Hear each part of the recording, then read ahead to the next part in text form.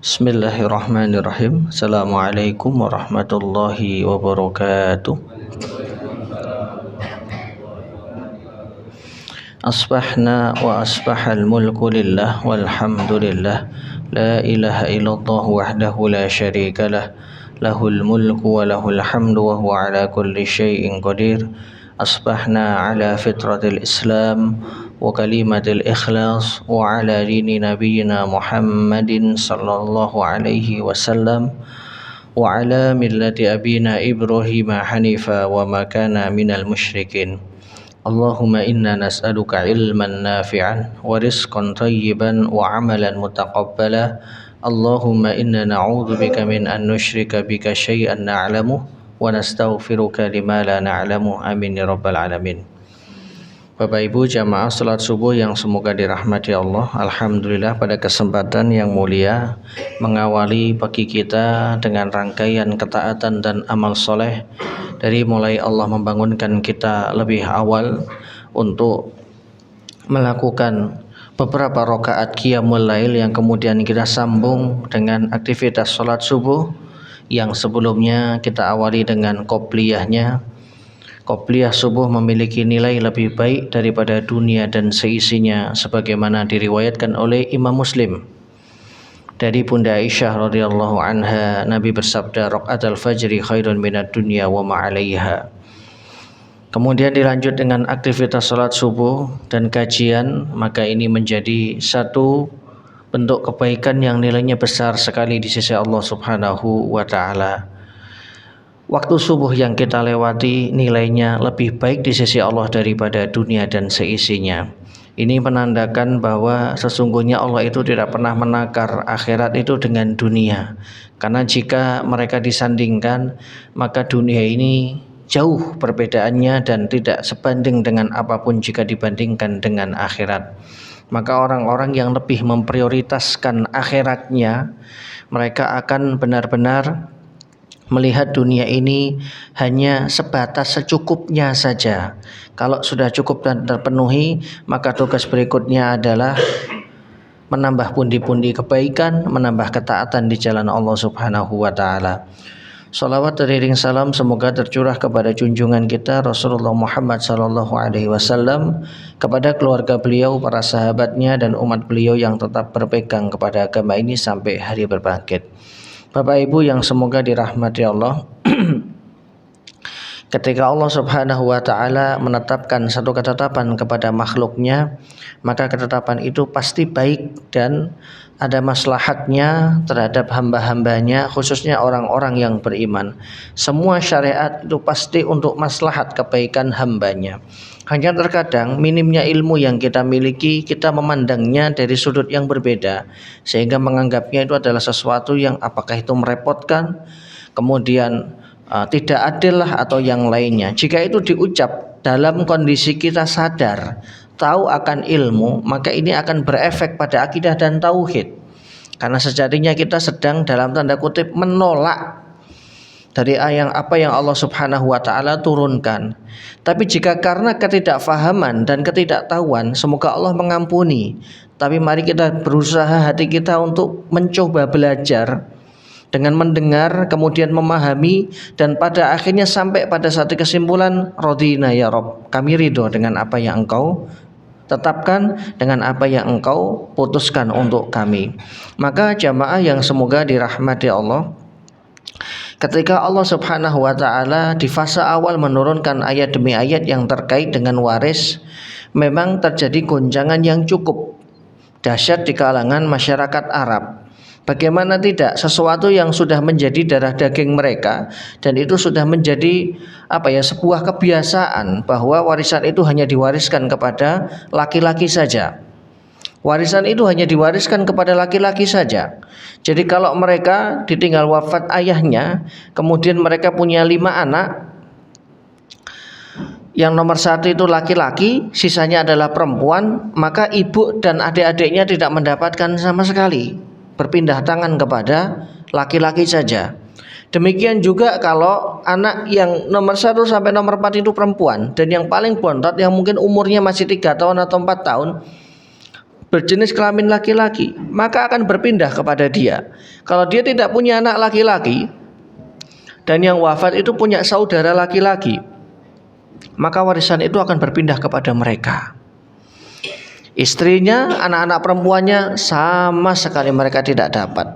Dan parahnya ketika mereka anak laki-laki tidak ada, kemudian yang wafat juga tidak punya saudara laki-laki tapi punya paman, maka seluruh warisan itu berpindah kepada pamannya. Alias perempuan dalam adat masyarakat Arab mereka tidak mendapatkan bagian waris sama sekali. Lah kok tiba-tiba Islam datang kemudian memutuskan satu keputusan yang bertolak belakang dengan uraf kebiasaan mereka. Ini kan menjadi berguncang. Makanya dalam hadis Abu Daud yang kemudian sebab turunnya surah ini, yusikumullahu fi auladikum lidzakari mislu haddil unsayain, itu kan peristiwa seorang paman yang bersengketa dengan istri dari keponakannya. Jadi fulan meninggal dunia, istrinya mengadu kepada Nabi, ya Rasulullah, suami saya meninggal, saya punya 2 anak perempuan. Pamannya ingin mengambil alih semua harta yang dimiliki oleh suami saya. Ini kan gak nyambung Pak, jauh. Yang berjuang dari nol siapa, yang nemenin siapa, tapi mereka harus melepas warisan itu kepada paman dari almarhum suaminya. Maka Rasulullah tidak bisa menjawab pada saat itu dengan sabda beliau, tunggulah sampai Allah memutuskan satu keputusan untuk kalian. Akhirnya mereka pun menunggu. Maka turunlah ayat yang ke-7 tadi, 6, 7, kemudian terjeda ya. Yusikumullahu fi auladikum lidzakari mislu haddil unsayain. Allah telah berwasiat kepada kalian bahwa anak laki-laki itu mendapatkan bagian 2 kali daripada bagian wanita. Tapi di sini belum dirinci oleh Allah berapa bagian dari ibu ini dan 2 anak putrinya. Sampai kemudian Rasulullah memerintahkan pulang dulu karena Allah belum menetapkan berapa bagian kalian. Maka kemudian ya Allah Subhanahu wa taala menurunkan ayat yang ada di An-Nisa ayat yang ke-10, fa in kunna nisaan fawqasnataini falahuma thulutsa ma tarak wa in kanat wahidatan falahan nisf. Maka kemudian Nabi memutuskan per ayat ini turun, lakuma as-sulutsani, kalian 2 anak perempuan mendapatkan 2/3. Kemudian ibunya mendapatkan 1/8 karena punya keturunan, dan pamannya mendapatkan sisa atau asobah binafsihi yang kemudian diberikan ta'rif pengertian oleh para ulama ahli fikih dengan asobah binafsihi karena dia merupakan asobah. Asobah itu adalah bagian dari sesuatu. Karena dia adalah bagian dari almarhum, yaitu adalah pamannya, maka kemudian Allah membagi bagian tersebut. Kalau kita melihatnya dari sudut pandang yang lain, kok perempuan dapat bagiannya setengah daripada laki-laki, dan kita nggak melihat sebab turun ayat ini akan menjadi fatal. Cara berpikir kita akan menjadi fatal dan pada akhirnya kita akan menolak syariat. Maka ini salah. Segala apapun itu cobalah dilihat dari sudut pandang dulu sebelum syariat ini turun itu seperti apa. Karena apabila ayat Al-Quran yang terkait dengan waris ini tidak diturunkan oleh Allah, sampai hari ini bisa-bisa para wanita itu tidak mendapatkan warisan. Jangan melihatnya ketika sudah menjadi satu hukum kemudian dilihat indah adil. Nah, ini akan terjadi kekacauan hukum. Mundurlah beberapa waktu dan lihatlah bagaimana urf kebiasaan di masyarakat itu terjadi mengenai turunnya sebuah perintah atau larangan, baik itu hijab, kemudian larangan zina, kemudian larangan menikahi dari mantan istri dari ayahandanya, ya ibu tirinya, seperti itu kan ada runutannya. Maka jamaah yang semoga dirahmati Allah, adanya syariat ini agar tercipta keadilan, adanya syariat ini agar Allah Subhanahu wa taala ya mengizinkan keluarga yang sudah terbangun dalam kurun waktu yang cukup lama ini silaturahminya akan tetap terjalin. Ya, karena membagi syariat, membagi warisan sesuai dengan syariat itu hukumnya sama wajibnya dengan sholat, hukumnya sama wajibnya dengan saum Ramadan, hukumnya sama wajibnya dengan syariat-syariat yang lain. Judulnya adalah ada aturan yang Allah turunkan dan kita wajib menerimanya. Suka tidak suka, ridho tidak ridho. Pada akhirnya jika kita ridho, maka Allah akan membuat hati kita menerima dan juga ridho. Jamaah yang semoga dirahmati Allah. Ya, pembahasan yang berikutnya adalah mengenai saudari seayah, saudara atau saudari seayah. Saudari satu ayah mendapatkan bagian setengah, dengan syarat tidak ada yang menyertainya dari saudari selainnya. Jadi cuma seorang diri. Seayah itu apabila ayahnya pernah menikah 2 kali. Ya, ini di dalam istilah hukum waris dibedakan. Karena kalau di dalam bahasa Indonesia mereka dikatakan saudara tiri semuanya, tapi di dalam waris tidak. Mereka adalah anak yang memiliki satu ayah, tapi ayahnya ini pernah menikah 2 kali. Pernikahan pertama bisa jadi istrinya wafat, kemudian beliau menikah lagi. Pernikahan kedua, ya, bisa jadi mereka cerai kemudian menikah lagi. Ada banyak faktor begitu. Nah, mereka mendapatkan bagian setengah, syaratnya tidak ada yang menyertainya dari saudari selainnya. Yang kedua, tidak ada mu'asib, yaitu saudara laki-lakinya. Karena kalau ada mu'asibnya, saudara laki-laki, maka berlaku lidzakari mislu hadzil unsayain. Laki-laki mendapatkan 2 kali bagian dari perempuan. Tidak ada asal waris dari laki-laki, ayah dan kakek. Karena kalau ada ayah dan kakek, maka semua saudara kandung, saudara seibu, saudara kandung dan saudara ayah itu kemudian terhalangi. Kemudian dan saudara seibu, tidak ada keturunan dari mayit yang meninggal dunia itu tidak memiliki keturunan. Karena kalau memiliki keturunan, anak laki-laki misalkan, maka semua saudara itu terhalang dengan adanya anak laki-laki. Kemudian tidak ada saudara kandung, baik laki-laki maupun perempuan. Karena kalau ada saudara kandung, semua saudari seayah itu terhalang. Saya ulang Pak ya. Saudari seayah bisa mendapatkan warisan, salah satu syaratnya dia tidak memiliki saudara kandung yang meninggal ini. Jadi kalau mereka 3 bersaudara, ini anak dari istri pertama 3 bersaudara, anak dari istri kedua juga 3 bersaudara. Salah satu dari mereka meninggal. Kalau yang meninggal itu kesini kan sekandung, betul? Kalau yang kesini dari ibu yang kedua seayah. Nah, kalau mereka punya saudara kandung, ini kalah, dia terhalangi. Maka warisan itu hanya dibagi kepada mereka saja. Yang satu wafat, tinggal 2 sisanya. 2 ini laki-laki atau perempuan? Nanti bisa dihitung lebih detailnya seperti itu. Bagaimana dengan saudara seibu? Saudara seibu atau saudari seibu, kita loncat pembahasan yang lain. Mereka tidak terhalangi oleh saudara kandung. Mereka tidak terhalangi oleh saudara kandung. Jadi tetap dapat. Ada tidak ada. Karena mereka secara khusus disebut oleh Allah Subhanahu wa taala. Ya, di dalam Al-Qur'an. Kalalah, pembahasan mengenai kalalah. Kemudian ya, untuk lebih memahami contohnya, yang pertama, seorang meninggal dunia, yang wafat ini memiliki ibu, paman, dan seorang kakak perempuan seayah. Jadi mereka berdua bersaudara. Ya, ini ibunya ini adalah ibunya kandung. Kakak perempuan ini punya ibu lain. Loh, kenapa yang ibu lain tidak dimasukkan juga? Ibu tiri dalam tanda kutip ya, istri ayah atau ibu tiri, zaujatul ab menyebutnya. Mereka tidak ada hubungan darah dengan yang wafat, betul Pak? Ada hubungan darah nggak dengan yang meninggal? Nggak ada. Ibu tiri kan nggak ada hubungan darah, ya kan? Tapi ibu tiri itu nggak boleh dinikahi. Kenapa? Karena dia sudah campur dengan ayah kita, sudah dinikahi dengan ayah kita. Mantan istri ayah apabila ditalak, dicerai, itu tidak boleh dinikahi oleh anaknya. Jadi misalkan ada seorang laki-laki menikah, punya 2 anak, laki-laki dan perempuan. Kemudian cerai dengan istri pertama, menikah lagi dengan istri kedua. Qadarullah lebih muda, ya kan? Umurnya seumuran anaknya. Terus mereka punya keturunan 2 juga. Kemudian dicerai bapaknya, maka ini tidak boleh nikahin. Wala tankihu ma nakaha abaukum illa ma qad salaf.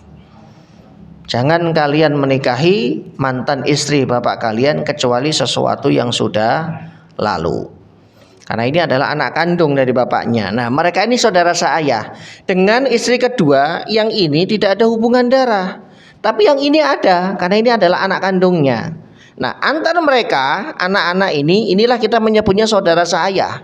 Jika mereka wafat, bisa saling mewarisi, syarat dan ketentuan berlaku.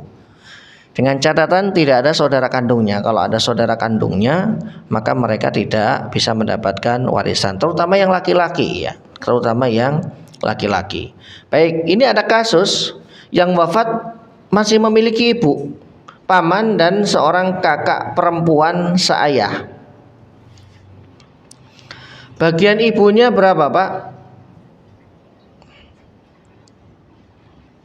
Ibu ini ibu siapa?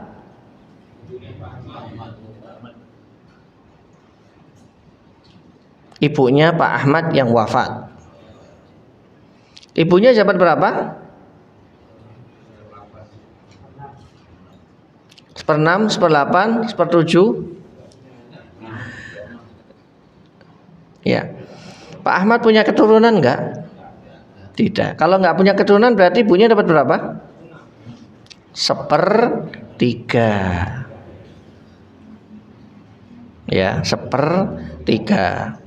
Karena saudaranya cuma satu doang. Kemudian kakak perempuannya yang seayah berapa bagiannya?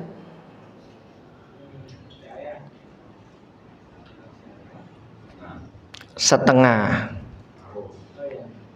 Kakak perempuan seayah mendapatkan setengah karena seorang diri. Baru sisanya kemudian diambil paman. Paman ini paman siapa? Pamannya Pak Ahmad. Dari jalur ibunya atau dari jalur ayahnya? Ayahnya. Jadi paman di sini bukan adik atau kakak ibunya Pak Ahmad, bukan. Karena semua jalur pewarisan yang langsung mendapatkan itu dari jalur ayah. Dari jalur ibu mereka diistilahkan dengan dzawil arham, ahli waris tapi tidak prioritas.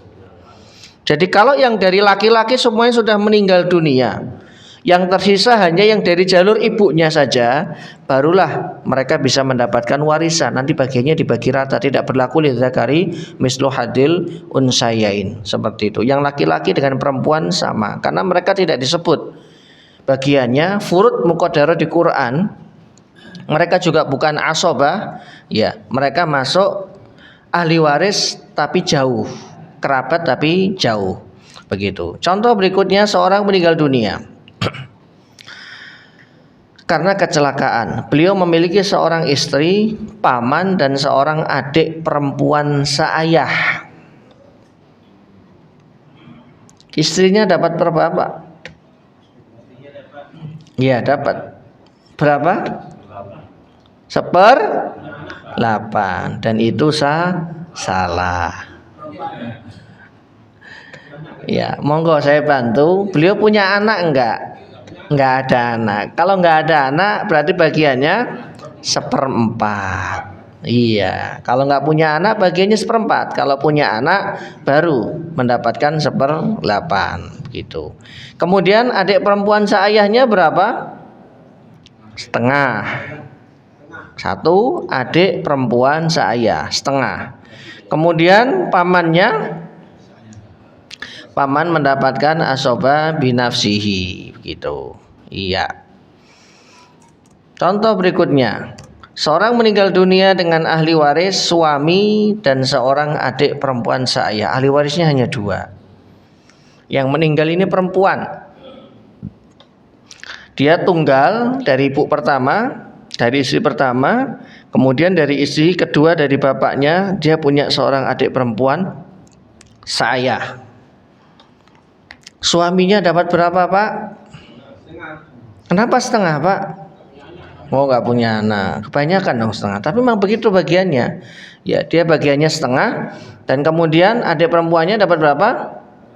Setengah. Bukan sisa ya, setengah. Karena kalau sisa itu bisa setengah, bisa 1/3, kemudian bisa 1/8, namanya juga sisa. Tapi kalau setengah ya setengah. Nah, tinggal nanti kalau kurang itu ada dalam pembahasan aul. Ya, nanti pembaginya dilebihkan begitu. Kemudian Yang kedua syaratnya, saudari satu ayah berhak mendapatkan 2/3 dengan syarat jumlah mereka 2 orang atau lebih. Tidak ada mu'asib, yaitu saudara laki-laki mereka. Tidak ada saudara laki-laki seayahnya, karena kalau ada berlaku lidzakari mislu hadzil unsayain. Yang ketiga, tidak ada asal waris atau induk orang tua yang masih hidup, ayah dan kakek, karena kalau mereka ada terhalang.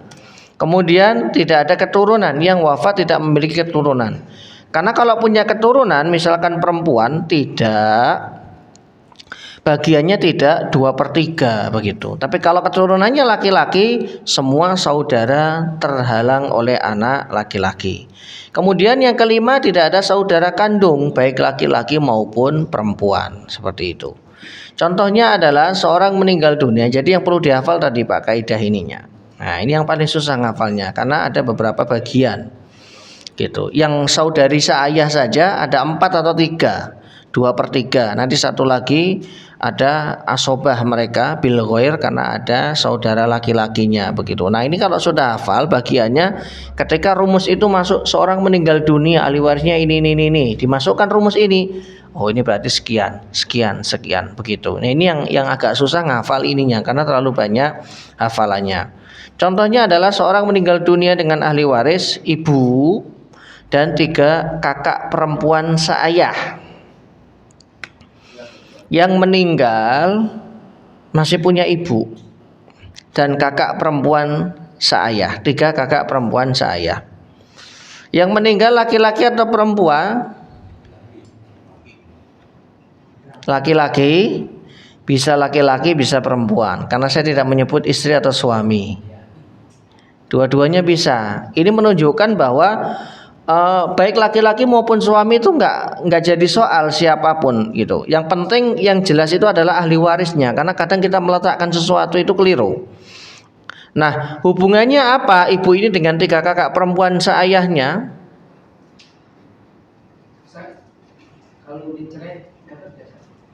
Talak. Ya, kalau sudah ditalak istri maka istri tidak dapat. Misalkan sudah habis masa iddah, mereka sudah tidak bisa saling mewarisi. Nah, yang jadi perselisihan para ulama ketika ditalak dan masih dalam masa iddah, itu diperselisihkan. Karena masa iddah itu mereka masih suami istri. Baik, kita kembali ke sini. Ibu dan 3 kakak perempuan seayah. Hubungannya apa ibu ini dengan 3 kakak perempuan seayah?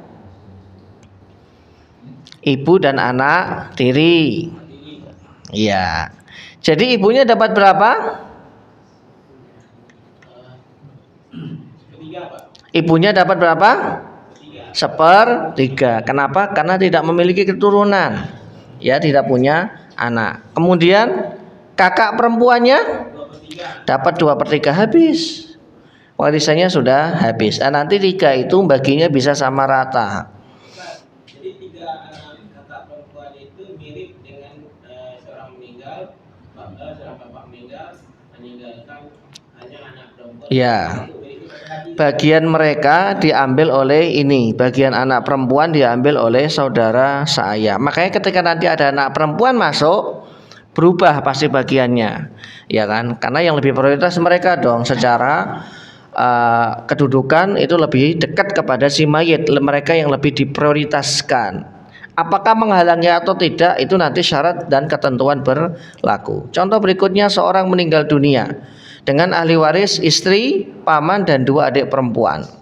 Istrinya dapat 1/8 karena 1/8 atau setengah, atau 1/3, atau 1/4.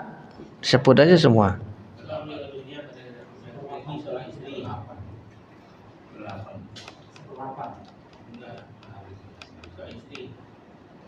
Bagaimana? Ya? Tidak punya anak. Tapi yang meninggal punya paman dan 2 adik perempuan. Ya, istrinya 1/4. Istri itu tidak ada 1/3, Pak. Istri itu 1/4. Kemudian 2 adik perempuannya 2/3. Ya, dan pamannya mengambil sisa. Ini saya salah ini. Istrinya 1/4, istrinya 1/4, sisanya diambil oleh paman karena ada paman. Kemudian yang berikutnya, seorang meninggal dunia dengan ahli waris paman dan 4 kakak perempuan seayah. Ini sudah jelas, kakak perempuannya mendapatkan asobah, mendapatkan 2/3, sisanya diambil oleh paman. Nah ini baru. Seorang saudari satu ayah atau lebih akan mendapatkan 1/6, dengan syarat yang meninggal itu punya saudari kandung. Kan tadi di syarat 2, 1 dan 2, tidak adanya saudara kandung atau saudari kandung. Ketika saudari kandung masuk atau ada, maka saudara seayah tidak mungkin dapat 2/3 atau tidak mendapatkan setengah, nggak mungkin. Bagiannya pasti berubah menjadi 1/6. Jadi untuk saudari seayah itu ada 4 bagiannya, bisa setengah, ada syaratnya, bisa 2/3, ada syaratnya, bisa 1/6, ada syaratnya. Nanti satu lagi mereka mendapatkan asobah bil ghair. Adanya seorang saudari kandung mayit yang mendapatkan bagian setengah dengan fard. Mendapatkan bagian setengah dengan fard. Karena apa? Saudari kandung itu adalah bagiannya setengah. Tidak ada muasib laki-laki. Karena kalau ada muasib laki-laki tadi, ya lidzakari mislu haddil unsayain, tidak ada keturunan. Karena kalau dia punya keturunan, coba Pak, kalau punya keturunan, jadi ada saudari kandung, ada anak perempuan, bagaimana nasib seorang saudari satu ayah? Ini ngawang Pak ya, yang meninggal ini punya anak kandung perempuan 1, kemudian punya saudari seayah. Punya saudari kandung dan dia ada saudara atau saudari seayah. Bagaimana nasib saudari seayah? Saudari seayah terhalang karena ini konstruksi dari asobah ma'al ghair. Asobah ma'al ghair itu apabila anak perempuan mewarisi bersama dengan saudari perempuan sekandung. Nah, ini perempuan-perempuan. Dahsyatnya karena mereka ma'al ghair bisa menjadi penghalang dari ahli waris yang lain. Siapa yang terhalangi? Paman akan terhalang. Yang kedua, saudari seayah. Tapi tidak untuk saudari seibu. Mereka tetap dapat. Tapi dalam beberapa kondisi mereka bisa terhalang. Begitu. Kita lanjut. Tidak adanya asal waris pokok. Induknya itu tidak ada, kakek maupun ayah. Tidak ada saudara kandung, baik 1 atau lebih. Karena kalau ada saudara kandung, ya saudari seayah terhalang. Kemudian saudari kandung bagiannya tidak setengah, tapi bagiannya asobah bil ghair bersama dengan saudara kandungnya, begitu. Ini rumusnya seperti ini. Nah, memang agak rumitnya di situ. Contoh, seorang meninggal dunia dengan ahli waris kakak perempuan sekandung, seorang adik perempuan seayah dan ibu.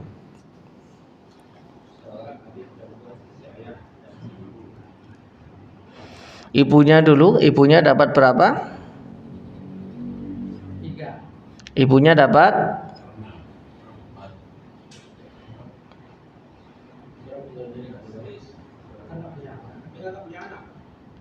3.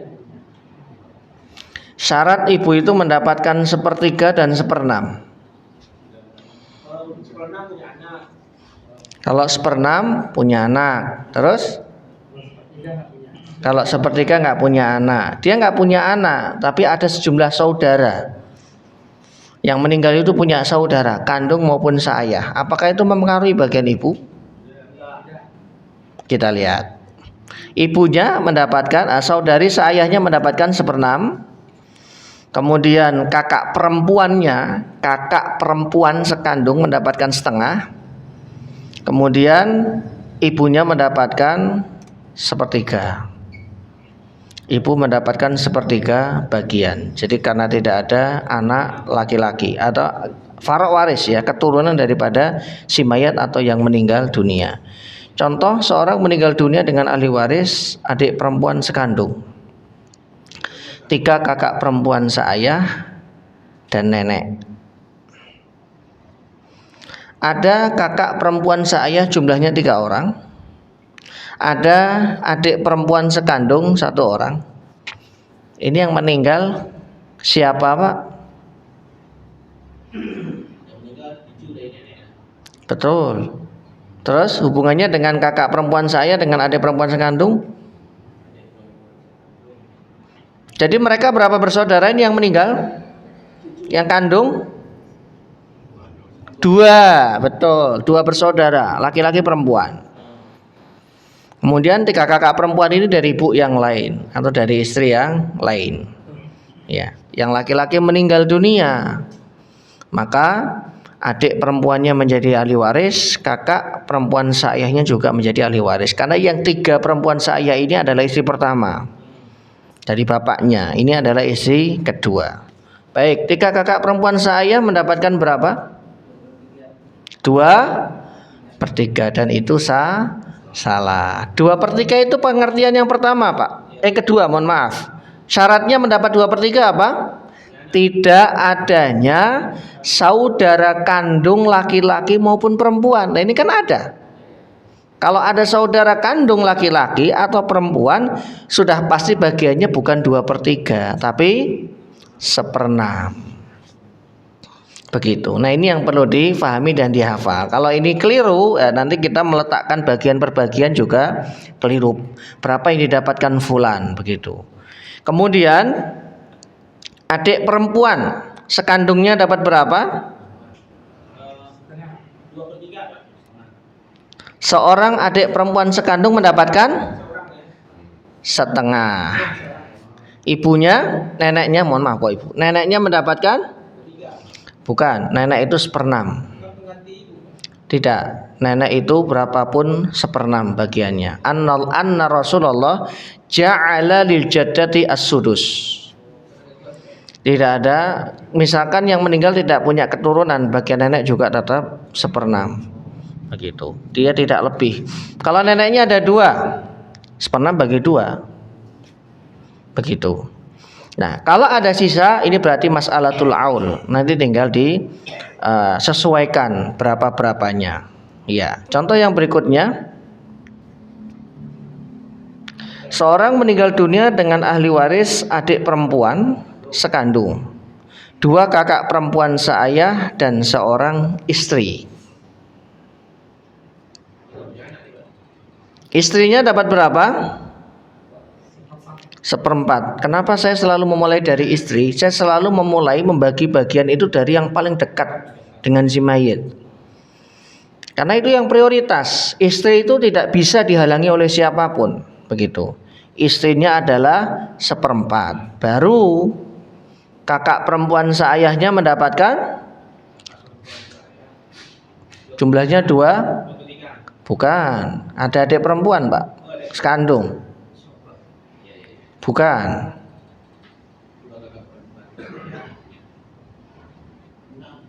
Berapa? 1/6. Bagiannya adalah 1/6. Dan kemudian adik perempuan sekandungnya mendapatkan setengah. Begitu dan seterusnya. Begitu. Ya. Istri tidak mendaftar halang itu kalau misalnya ada perjanjian sebelum nikah itu gimana? Perjanjiannya seperti apa? Tidak boleh suaminya. Harta gono gini. Oh itu nggak berlaku Pak. Istri itu tidak bisa. Ini kan kalau kita merujuknya pada aturan agama, istri itu pasti dapat. Tidak bisa tidak. Kalau warisan Pak ya, bukan hibah. Kita nggak berbicara hibah atau nafkah. Hibah mungkin bisa dia tidak dapat karena nggak pernah dikasih apa-apa sama istrinya, suaminya. Tapi kalau warisan itu direct, otomatis. Tapi suaminya sudah mencatatkan di notaris bahwa kalau dia meninggal, istrinya tidak mendapatkan apa-apa sama sekali. Ya ini batal demi hukum. Karena apa? Karena yang kita dahulukan hukum syariat. Dosa nanti dolim itu, hisabnya berat. Hisabnya berat gitu. Apa? Kira-kira apa Pak? Alasan dia tidak mau memberikan ke istrinya. Tadi Bapak nanya bagaimana kalau ada perjanjian itu, alasannya apa? Oh, pranikah itu ya. Ya nggak usah dinikahi kalau kayak gitu. Loh, mau enaknya doang kok. Kan nggak boleh begitu lah, jangan seperti itu, karena ini kan sama-sama menjalani kehidupan dan sama-sama menikmati. Emang nggak dapat nikmat dari istrinya? Dapat. Oh, nikmat itu. Kalau nggak ada syariat ini, waduh, bisa hamidun di mana-mana nanti, ya kan? Ya, jadi perjanjian pranikah ini banyak yang bertentangan dengan aturan agama, Pak. Bahwa nanti istrinya nggak bisa mendapatkan ini, nggak bisa mendapatkan ini, nggak bisa mendapatkan. Allah itu sudah membagi bagian uang atau bagian harta istri-istri, bagian harta suami-suami. Jadi tanpa kita harus membagi seperti itu, istri itu punya harta, kita nggak berhak mengambil. Ya, contoh harta istri apa? Dia dapat hibah dari orang tuanya. Dek, itu tanah yang di Pondok Indah sana dan rumahnya buat kamu. Sama dia dijual. Seharga 80 M, itu punya istri, nggak boleh kita ambil. Harusnya duit ini utuh. Kenapa? Karena tiap bulan dinafkahi. Loh, enak banget dong. Lah memang begitu pernikahan, mau bagaimana? Kalau nggak mau menafkahi, satu, jangan jadi laki-laki, dua, jangan menikah, hidup sendiri saja. Itu sudah menjadi konsekuensi, Pak. Sunatullahnya begitu. Ketika dari sejak Nabi Adam loh, Pak, kayak begini loh, Pak. Lah kok orang hari ini merubah-rubah aturannya, ada harta gono gini dan yang lainnya. Nggak bisa, karena kalau itu melekat dengan suami atas nama dia, maka otomatis istri itu mendapatkan warisan. Ini warisan ya, saya berbicara warisan ya. Ya, karena dia tidak bisa menghalangi kecuali sebelum suaminya wafat ditalak. Itu baru dia tidak mendapatkan warisan dan masa iddah sudah habis. Tapi selama mereka bernama pasangan suami istri, ketika suaminya wafat, hukum agama menyatakan istri ini pasti dapat ahli waris. Begitu. Walaupun dia sudah pernah menyatakan ada hubungan tadi Pak, pranikah ya, perjanjian pranikah. Ini batal demi hukum seperti wasiat. Ya, saya sering menyampaikan hadisnya, hadis Abu Daud dan Ibnu Majah. Saya temukan juga di dalam riwayat Imam Ahmad dengan redaksi yang berbeda tapi sama substansinya. Ya, dari Abu Umamah Al-Bahili radhiyallahu anhu. Sesungguhnya Allah itu telah membagi warisan sesuai dengan kadarnya masing-masing. Maka ahli waris yang mendapatkan warisan, dia tidak berhak mendapatkan wasiat. Fala wasiyata liwarithin. Tapi kalau hukum negara kan menyatakan dapat. Kan begitu. Ini yang membatalkan adalah Nabi.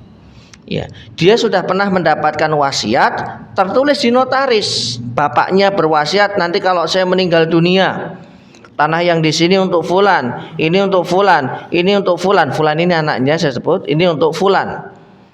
Benar, ditulis di notaris, beliau meninggal. Jadi wasiat kan?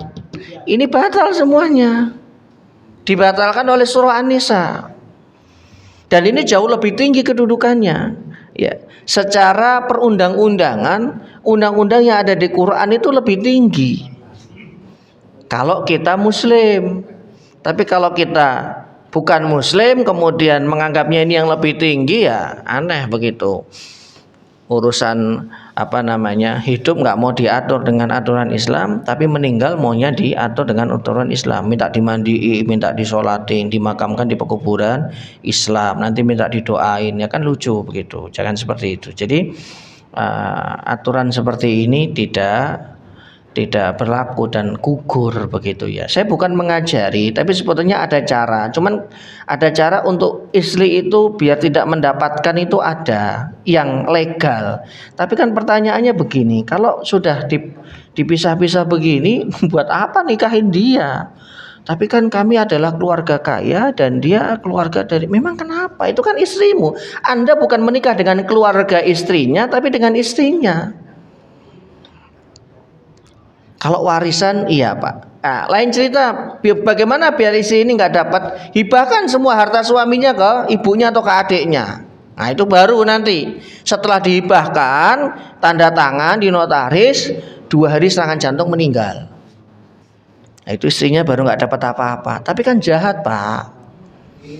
Kan jahat kalau kayak begini. Kenapa? Karena pada saat dia serangan jantung, ya masuk ke rumah sakit jantung, yang nungguin istrinya pagi siang malam. yang ngusap istrinya, yang mandiin istrinya, yang nangis-nangis karena sedih istrinya. Lah kok terus dikasih ke orang lain? Ya, itu pernah kejadian, saya diceritain oleh seseorang begitu ya. Ada orang kaya punya anak satu-satunya laki-laki, menikah.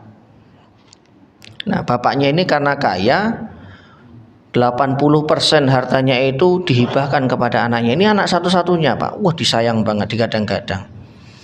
Nah, karena dia saking sayangnya dengan istrinya, dihibahkan semuanya ke istrinya. Qadarullah beliau sakit terus wafat.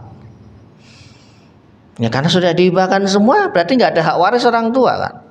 Ini resikonya begitu. Makanya hibah itu memang tidak ada batasan. Tapi terhadap hal-hal seperti ini kita juga harus, orang tua yang ngasih full total 80% kekayaannya diberikan ke anak ini, ketika dia wafat dia nggak dapat sama sekali karena sudah habis. Semua surat-surat sudah berbalik nama atas nama istrinya, mobil segala macam. Berlalulah waktu cukup lama, ya sudah nggak ada komunikasi karena mereka juga nggak punya anak begitu. Ternyata diam-diam istrinya ini nikah lagi. Ya akhirnya yang menikmati siapa? Suami barunya dan dia. Bapak ibunya dadah kan begitu. Ya ini buat anak-anak juga agar lebih bijak ya. Tanpa jenengan hibah-hibahkan, istri itu sudah mendapatkan porsi, dan porsinya itu sudah disesuaikan sama Allah 1/8 atau 1/4. Kalau nggak punya anak 1/4, 25% itu besar loh Pak. Pajak aja cuma 11%. Mana kan mau dinaikin itu rame. Ya, sekarang semuanya dipajekin, apa-apa dipajekin begitu. Pajak itu 11% loh. Lah ini bagian istri minimal 12,5, lebih gede. Atau 25% kalau nggak punya keturunan. Begitu. Jadi semuanya sudah ditakar sama Allah, karena Allah juga ingin mengapresiasi kedua orang tuanya. Walaupun mereka nggak minta Pak ya, nggak ada orang tua yang terus minta imbalan dari anaknya, dulu kamu tak beliin susu, tak beliin jajan ini total 30M balikin, nggak ada kayak begitu. Itu ikhlasnya orang tua, tidak tergantikan. Orang yang paling ikhlas di dunia itu adalah orang tua. Setelah para nabi tentunya ya, paling ikhlas karena mereka nggak pernah. Ya, mana pernah orang tua Dek beliin itu. Ya kalaupun ada itu jarang sekali. Beli sendiri. Nggak pernah minta ke anaknya. Nggak, kasihan biar buat cucu. Pasti begitu kalimatnya. Hatinya mulia orang tua itu. Makanya sama Allah dibagi bagiannya, ketika anaknya yang lebih dulu wafat dibagi. Lah kok ini dihibahkan semua itu loh. Itu saya bingung gitu. Terus di mana bentuk apresiasi kita kepada orang tua kita? Nggak usah dibegitukan. Dudukkan semuanya, kasih kajian mengenai waris. Ya setengah jam, 30 menit saja. Nanti kalau saya nggak ada, bagianmu segini adik ya. 2/4 karena kita belum punya anak. Tapi kalau nanti kamu punya anak, ya bagian kamu 1/8. Sisanya bisa untuk ayah, bisa untuk ibu, anak kita. Itu sudah yang paling pas porsinya dari Allah Subhanahu wa taala. Contoh yang lain, seorang meninggal dunia dengan ahli waris adik perempuan sekandung, ya ini tadi sudah. Ya, kita ambil bagian yang paling terakhir, yaitu bagian seorang saudari satu ayah atau lebih akan mendapatkan warisan sebagai asobah atau ta'asib. Syaratnya mereka bersama-sama mewarisi dengan saudara laki-lakinya. Berarti ada saudara laki-laki seayah, ada saudara laki-laki seayah, laki-laki dan perempuan. Maka berlakulah lidzakari mislu hadil unsayain. Yang kedua, atau mungkin juga jika mereka ada bersama keturunan mayit yang wanita seperti perempuan. Tadi kan kita sudah jelaskan kalau ada anak perempuan ya, maka laki-laki lidzakari mislu hadil unsayain jika mereka mewarisi bersamaan. Contohnya adalah seorang meninggal dunia dengan ahli waris seorang istri, ibu, 2 saudari perempuan dan seorang saudara laki-laki seayah.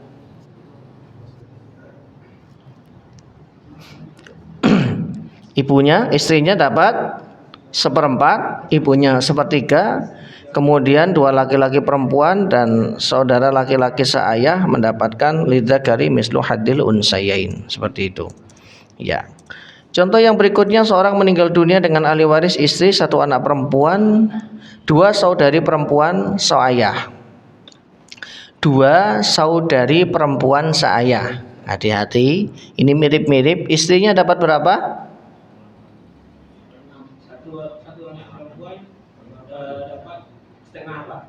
Istrinya? Istrinya Pak yang saya tanya dulu, bukan anaknya. Istrinya seperlapan, seperempat, seperlapan, karena punya anak perempuan. Satu anak perempuannya berapa? Setengah. Dua saudari perempuan seayahnya berapa Pak? Tadi enggak. Dia mendapatkan 1/6. Tadi kan pembahasan yang sebelumnya yang ketiga. Dua saudari perempuan seayah apabila mewarisi bersama dengan satu anak perempuan atau dua anak perempuan, maka bagian mereka adalah 1/6. Ini salah saya, bukan asobah. Ya, asobah itu kalau mereka bersama-sama dengan saudara laki-lakinya, begitu. Ya, seorang meninggal dunia dengan ahli waris istri, 3 anak perempuan dan 2 saudari perempuan seayah. Istrinya 1/8, 3 anak perempuannya 2/3, seperti itu. Ya, saya masih ada contoh lagi yang munasakhot. Nah, ini dia. Ini yang sering terjadi, Pak. Dan insya Allah ini menutup perjumpaan kita.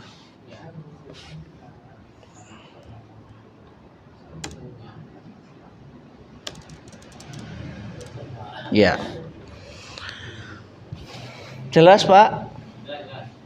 Yang pertama, ada fulan meninggal dunia pada tahun 1990. Pada saat beliau wafat, ahli warisnya adalah istri dan 3 anak laki-laki.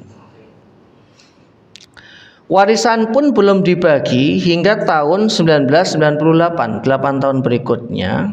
Salah satu dari mereka, yaitu anak pertama, meninggal dunia dengan ahli waris seorang istri, anak perempuan dan laki-laki masing-masing 1, ibu dan 2 saudara laki-laki.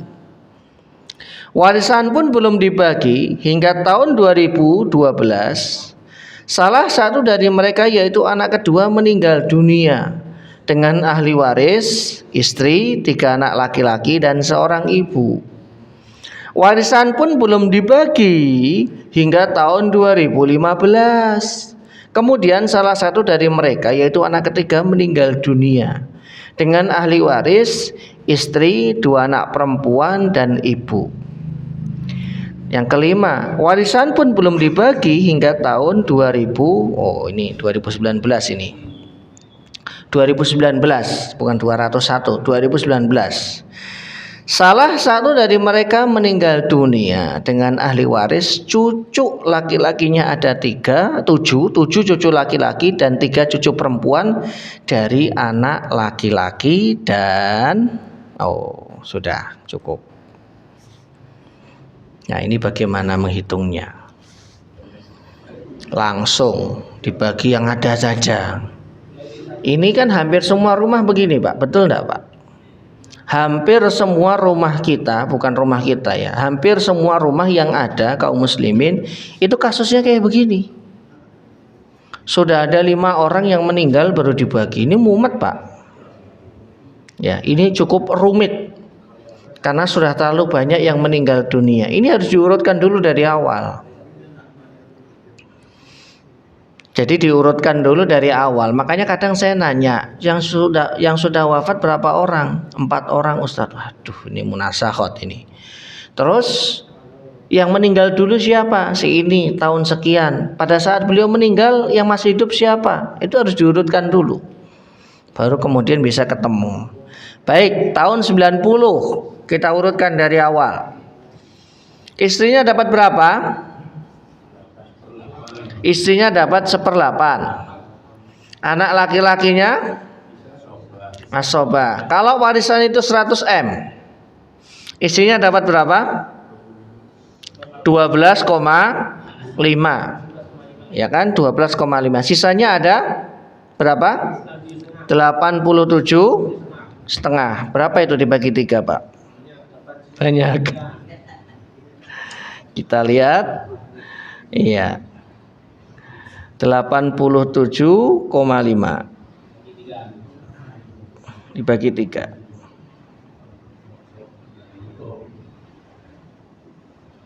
29,1 M. Jadi masing-masing anak laki-laki ini mendapatkan warisan 29,1 M. Baik. Warisan pun belum dibagi hingga 98, anak yang pertama meninggal. Yang menjadi ahli waris adalah istrinya, anak perempuan dan anak laki-laki, ibu dan 2 saudara laki-laki. Pertanyaan saya, yang dibagikan kepada ahli waris itu harta yang mana dari anak pertama? 29,1 plus harta yang dia punya dari hasil kerja. Kalau ini kan yang warisan, ya, jadi itu juga diwariskan. Begitu. Jangan istri dan anaknya terus nggak dapat. Kan begitu kebanyakan, Pak. Sudah meninggal kok isi dananya berarti enggak. Oh enggak, kalau kita urut kan harusnya mereka dapat ketika warisan dibagi saat itu juga. Ternyata enggak dibagi-bagi. Ini kan berupa tanah. Wah, tanah orang-orang dulu kan rata-rata punya tanah berhektar-hektar begitu. Baik. Kemudian istrinya dapat berapa? 1/8. Anak perempuan dan anak laki-lakinya dapat 2/1. Lidzakari mislu hadil unsain asobah bil ghair. Ibunya dapat berapa? 1/6. Jadi ibunya dapat 1/6 dari 29,1 plus harta yang dia punya. Istri dan anaknya juga seperti itu. 2 saudara laki-lakinya, adiknya dapat berapa? Bagus, terhalang oleh anak laki-laki. Monggo jenengan mundur, jenengan terhalang. Baru yang ketiga, warisan pun belum dibagi hingga tahun 2012. Anak yang kedua meninggal. Ahli warisnya adalah istri, 3 anak laki-laki dan ibu. Sebetulnya ada lagi 1 saudara laki-laki sekandung. Terus 1 keponakan, ya kan, dari yang anak pertama. 1 keponakan laki-laki sekandung, 1 keponakan perempuan sekandung. Berhubung adik laki-laki dan keponakan terhalang dengan anak laki-laki, kan yang meninggal masih punya anak laki-laki nih, maka tidak kita ikutkan karena mereka sudah pasti terhalang, Pak. Kalau sudah ada anak laki-laki di rumah jenengan, aman itu, harta tidak akan keluar kemana-mana. Jadi tinggal diedukasi membaginya dengan cara yang Allah inginkan. Istrinya dapat berapa? 1/8. Ibunya 1/6. Kemudian sisanya diambil oleh anak laki-laki. Harta mana yang dibagikan kepada anak kedua? 2,9 plus hasil kerja dia. Apakah yang dari anak pertama dia dapat? Kakaknya dia tidak dapat, kan terhalang tadi oleh anak laki-lakinya. Baik, langkah berikutnya yang keempat. Di 2015 ada 1 lagi yang meninggal dunia. Jadi ini anaknya yang wafat lebih dulu, baru kemudian ibunya yang paling terakhir. Ya, pada saat dia meninggal dunia, ahli warisnya adalah istri, 2 anak perempuan dan ibu. Istrinya 1/8. Ya, 2 anak perempuan 2/3. Ibunya 1/6. Keponakannya dapat enggak? Dapat. Dapat, afwan. Keponakannya dapat. Jadi keponakan mana yang dapat? Dari anak pertama, ya kan? 1 laki-laki 1 perempuan. Dari anak kedua 3 laki-laki. Nanti mereka mereka nanti mendapatkan asobah bil ghair seperti itu dari keponakan. Ya. Gimana? Iya, sisanya kan asobah bil ghair. Kemudian yang kelima, warisan pun belum dibagi hingga tahun 2019. Ibunya meninggal. Kan kalau ke anak-anak berarti cucu. Anaknya anak berarti cucu. Cucunya 7 laki-laki dan 3. Nah, ini mereka mengambil asobah bil ghair semuanya, diambil oleh cucunya. Barulah kemudian selesai. Jangan kemudian sampai cucu didiamkan, nggak dibagi juga. Nanti sampai cicit, cucut, cecet, cocot. Repot, Pak. Terlalu panjang begitu ya. Jadi segera diselesaikan agar ya lebih mudah membaginya, kemudian tidak menggantung, karena pada warisan ini ada hak-hak ahli waris. Kalau memang ditunda karena itu adalah rumah, buat surat perjanjian bersama, ya semacam berita acara begitu. Jadi nanti anak-anaknya melihat, cucu-cucunya juga melihat historisnya seperti apa agar nanti tidak terjadi masalah di kemudian hari. Wallahu a'lam bishawab. Baik, sampai sini ada yang ditanyakan? Silakan. Masya Allah, silakan Pak. Seorang ibu punya warisan dari orang tuanya. Hmm. Apa pembagiannya dengan dari ayah? Sebentar, yang meninggal siapa? Ibu misalnya. Ibu Punya warisan dari orang tuanya. dari orang tuanya, dari ayahnya atau dari ibunya?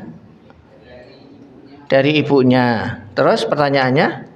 Pembagiannya sama dengan seperti yang dari ayah. Sama Pak. Pada saat orang tua ibunya ini meninggal, ibu ini kan punya saudara atau anak tunggal.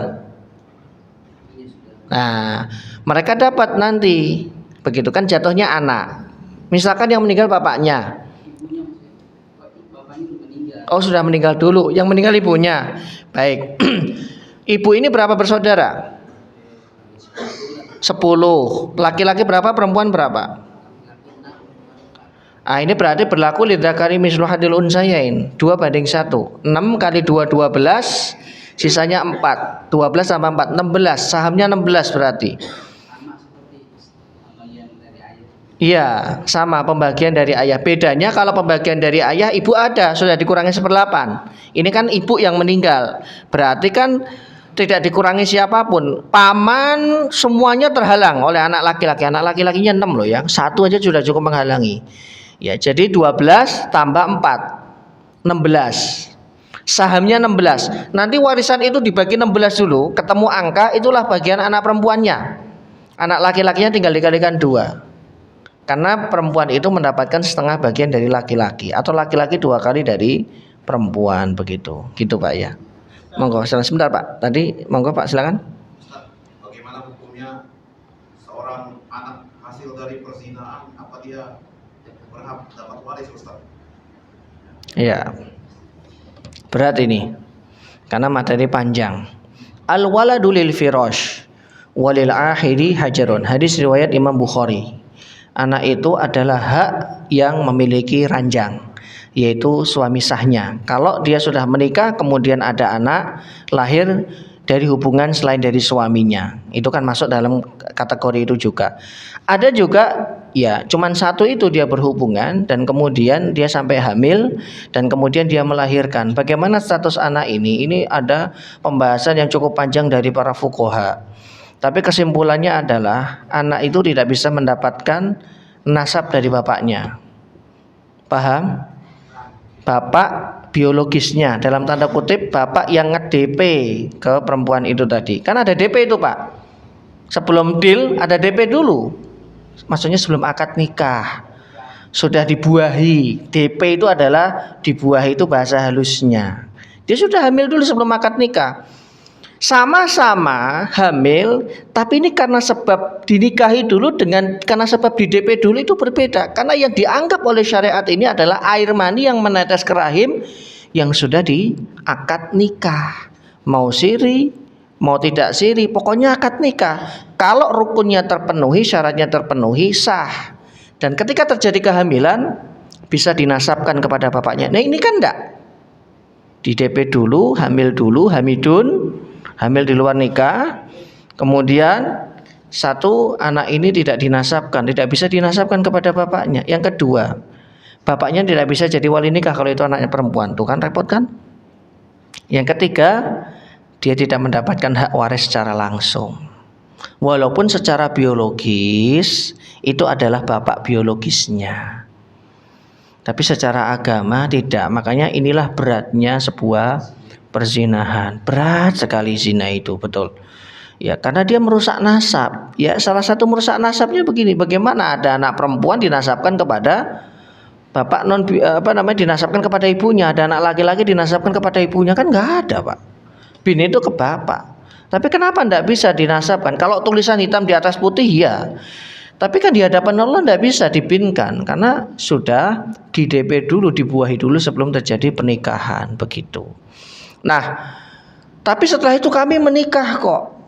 Misalkan begitu pasangannya. Setelah hamil, ya sebelum dia lahiran sudah dinikahi kok. Betul, itu anak kedua, ketiga dan seterusnya setelah pernikahan dinasabkan kepada bapaknya karena sudah nikah. Ini pun terjadi pro kontra. Kenapa? Karena pernikahan itu terjadi saat hamil. Hamil itu masa iddah bukan, Pak? Hamil itu masa iddah bukan? Hamil itu masa iddah. Tidak boleh terjadi pernikahan ketika hamil. Nah, ini terjadi pro kontra dari kalangan ulama, dari madzhab. Ada yang mengatakan tidak sah pernikahan karena masa iddah. Seorang istri yang ditinggal wafat suaminya baru 2 bulan kok menikah, pernikahannya batal, Pak. Batal demi hukum. Harus nunggu dulu berapa masa iddahnya? Bukan 4 kali bersih, kalau itu talak. Arba'ata ashhurin wa asyra, 4 bulan 10 hari. Ustadz sudah ngepet 1 hari aja Ustadz. Nggak bisa, itu aturan Allah, siapa yang berani ngerubah? Kalau terjadi pernikahan batal otomatis demi hukum. Ya Ustadz, sudah terlanjur Ustadz malam pertama, terus belum habis masa iddah sudah hamil. Nah ini termasuk, Pak, kategori waladuz zina tadi. Tapi ini nanti ada uraiannya karena dia menikah. Cuma dia menikah di usia di saat masa iddah itu belum selesai. Ini kajiannya panjang. Makanya aturan-aturan seperti ini agar kemudian dijaga. Tunggulah sampai masa iddah itu habis baru kemudian dinikahin. Tapi kalau nunggu hamil ketahuan dong. Nah, itulah resikonya. Begitu. Jadi itulah kenapa zina itu merusak nasab, zina itu merusak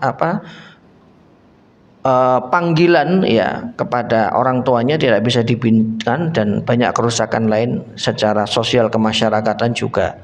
Banyak kerusakan lain yang ditimbulkan karena sebab itu. Begitu. Gitu, Pak ya. Jadi kesimpulannya adalah dia tidak dinasabkan ke bapaknya.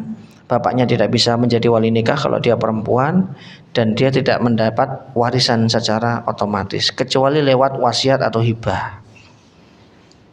Karena kalau hitam di atas putih ya, itu bapak biologisnya, tapi di hadapan Allah ya seperti itu adanya karena dia dibuahi sebelum terjadi akad nikah. Demikian. Monggo Pak Mukhri silakan. Untuk nomor 4 tadi mohon penjelasan untuk sisanya, Pak. Kan istri dapat seperapan, 2 anak perempuan, 2 menikah, dan ibu seperenam. Sisanya itu mohon penjelasannya berapa? Yang mana, Pak? Nomor 4. Sisanya kan untuk Oh, yang 4 ini. nomor 4 ini. Yang untuk keponakannya.